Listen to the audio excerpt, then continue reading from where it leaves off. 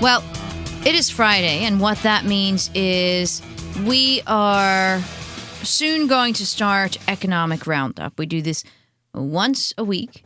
We have an economist on, and we talk about all the different things that are going on in the country, in the world.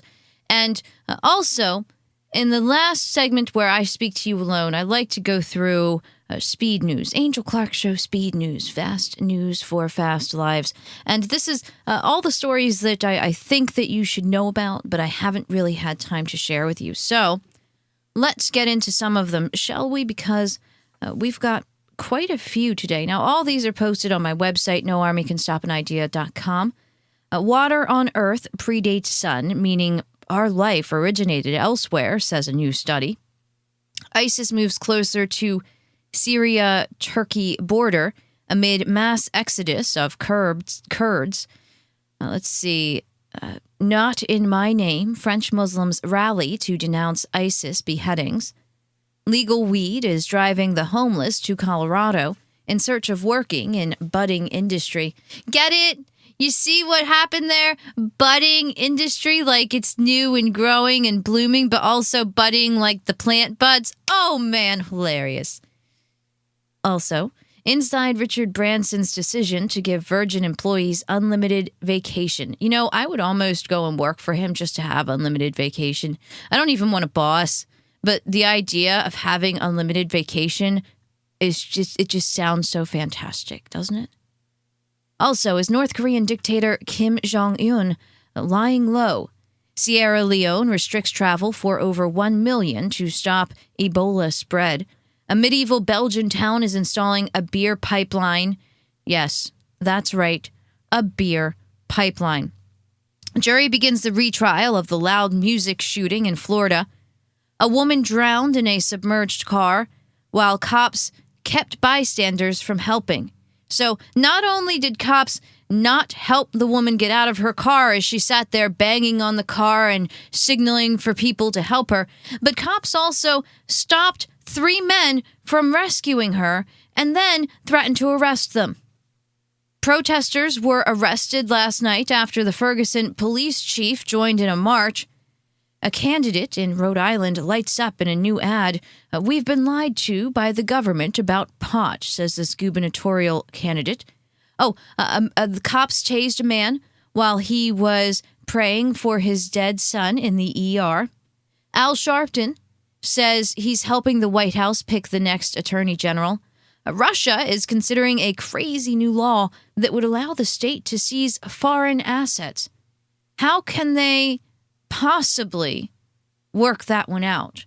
I mean, wouldn't they have to actually go to those foreign places with military troops in order to seize those assets?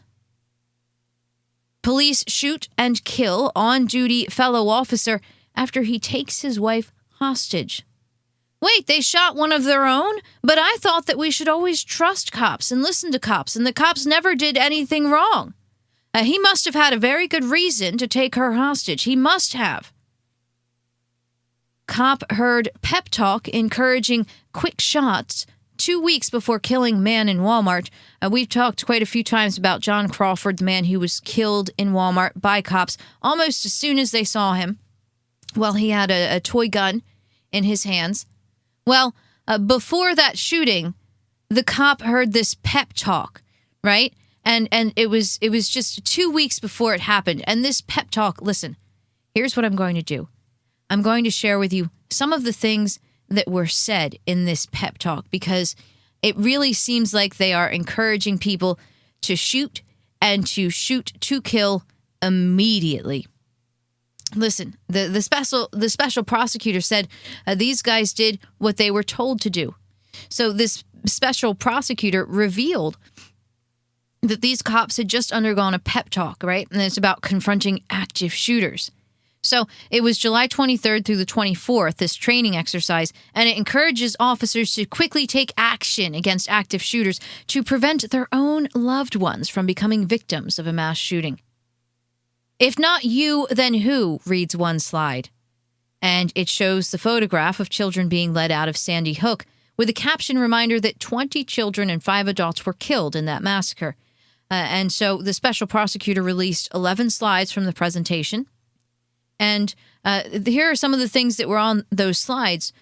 The officers were told they must not have the mindset that, quote, it's a bad day to be a cop when confronting an active shooter. Instead, they should be saying, this is the day I took my oath, trained, and prepared for my entire career. Meaning they should be hyped about that happening.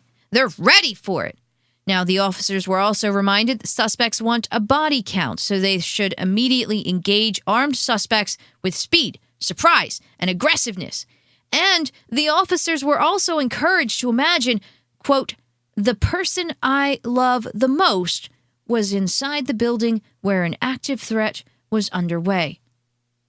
Now, interestingly enough, I see no mention here, no mention whatsoever of making sure that the person is actually armed.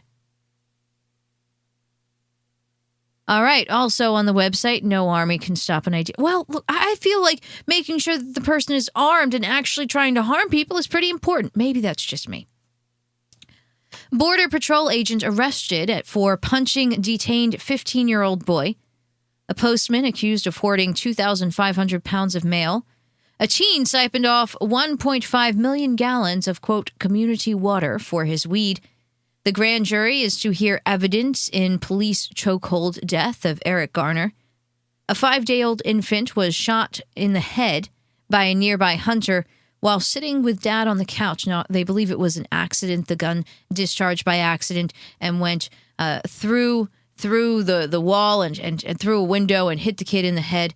And the hunters that were nearby, they are actively participating with police in the investigation.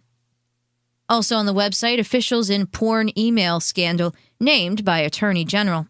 Oh, so Slate.com wrote this article, right? Why isn't the 4chan founder responsible for what happens on the 4chan website? And when I saw that headline, I started thinking, the Silk Road's alleged founder is responsible for everything that's happening on the Silk Road site, right? I mean, that's according to the government. They're pressing all these charges against him. So why isn't it the same for any other website? Why? I think it's a very valid question. The author Dave Pikey wants to talk about banned books. He says, my book makes kids laugh, and it was banned anyway. His book is the young adult smash series, the Captain Underpants series. Now, look, I know what you're thinking. Captain Underpants? Yes, it's exactly what you think. Exactly.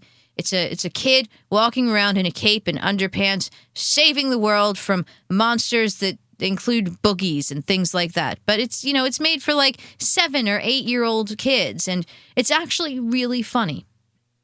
Also on the website, smuggler tries to cross U.S.-Canada border with 51 turtles in his pants. ISIS destroys, a 7th century church, historical mosque in Iraq. The Pentagon denies any civilians have died in Syrian bombing. Spain's GDP has been boosted by 9 billion euros.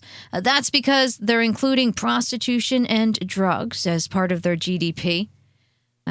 Also, have you seen the video footage of someone trying to assassinate Prince Charles in 1994? I just saw this last night on the internet, and I was absolutely amazed by how little he seemed to care that someone was shooting at him. You really should check it out.